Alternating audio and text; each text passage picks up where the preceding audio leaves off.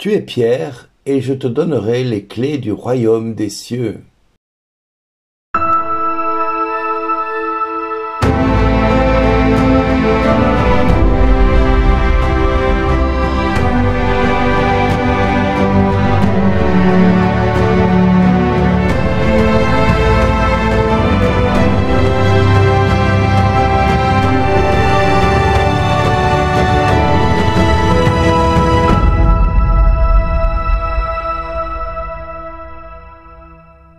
Aujourd'hui, le message vous est adressé par Bernard Dille. Bonjour les amis, tu es le Christ, le Fils du Dieu vivant, et à travers cette réponse que Pierre va adresser à Jésus, Jésus va lui remettre les clés du royaume de Dieu. Et aujourd'hui nous célébrons cette solennité de Saint Pierre et Saint Paul, qui tous deux furent les fondements de l'Église primitive. Il est important de comprendre que c'est la foi chrétienne qui nous permet de l'affirmer.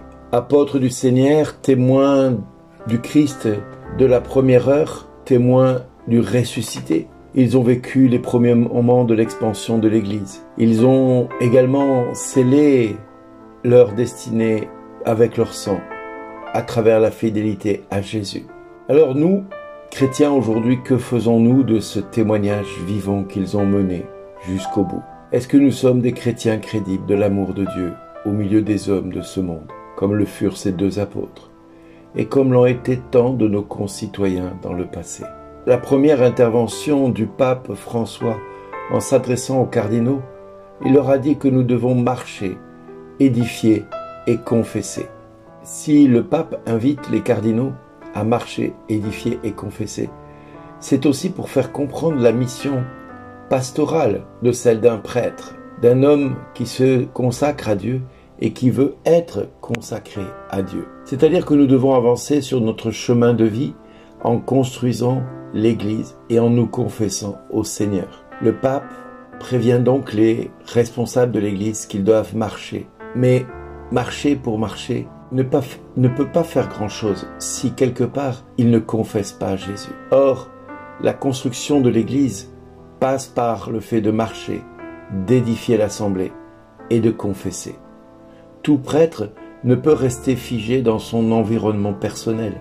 Tout prêtre ne peut rester figé sans risquer d'être considéré comme une ONG, comme une association caritative. Or, toutes les belles œuvres caritatives que nous pourrions mettre en place aujourd'hui n'ont de valeur que parce que nous prenons exemple sur ces deux piliers de l'Église que sont Pierre et Paul, qui ont payé le prix fort, le prix du sang, le prix de renoncer à la vie par amour du Christ. Alors oui, Pierre va dire sans hésiter, « Tu es le Christ, le Fils du Dieu vivant ». Et aussitôt Jésus l'instituera comme primat, c'est-à-dire comme le premier apôtre, le roc solide sur lequel il va bâtir son Église. Et aujourd'hui, comme hier et comme demain, nous pouvons être sûrs d'une chose, c'est que la responsabilité des papes est lourde et conséquente. Et les papes qui ont suivi Pierre sont tous menacés.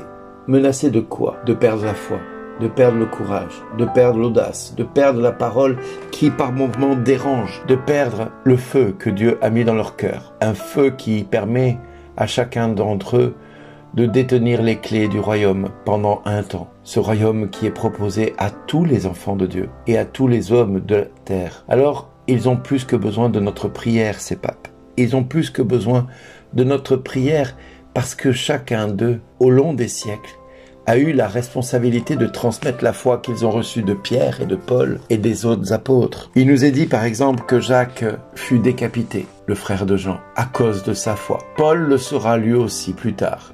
Quant à Pierre, il sera crucifié la tête en bas parce qu'il réussira à obtenir une chose, c'est de ne pas être crucifié comme son Seigneur. Alors voilà, qu'est-ce que cela signifie pour chacun de nous? Quand nous voyons Pierre en prison, et qu'il est libéré par l'ange, nous pensons que c'est superbe, c'est magnifique, c'est glorieux. Oui, c'est glorieux, c'est magnifique et c'est super, effectivement. Mais qu'est-ce qui est super, magnifique et glorieux dans cette histoire? Eh bien, c'est simplement que par moments, les hommes peuvent faire défaut. Les hommes peuvent nous laisser tomber. Comme Paul le dira dans sa lettre, « Tous m'ont abandonné. mais le Christ m'est resté fidèle. Pourquoi? Parce que lui-même est resté fidèle au bon combat. Et jusqu'au bout, il a mené le bon combat. Alors oui, le Christ restera toujours fidèle à nos vies.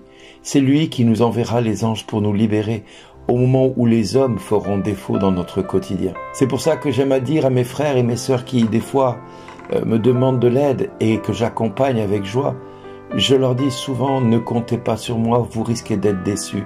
Mais comptez sur Dieu, lui ne fera jamais défaut. Oui, le Christ choisit bien des fois des solutions auxquelles nous n'imaginons pas pour nous apporter la solution dont nous avons besoin. Pierre et les autres apôtres en ont été témoins maintes fois que le Seigneur est venu à leur assistance en leur donnant la force de l'Esprit Saint déjà pour commencer, pour témoigner. Puis ensuite, la grâce de la venue des anges pour les libérer à maintes reprises. Et jusqu'au moment de mourir, ils recevront la grâce du martyr, cette grâce qui leur permettra de tenir bon face à la mort, qui peut être des fois terrifiante, horrible à imaginer. Mes amis, aujourd'hui l'Église nous invite à espérer, à croire, à nous accrocher à ses commandements, à nous accrocher à sa fidélité à laquelle nous sommes tous tenus de remplir notre vocation, celle d'appartenir au Christ, quoi qu'il arrive, et quoi qu'il se passe dans le monde, quoi qu'il se passe dans notre quotidien.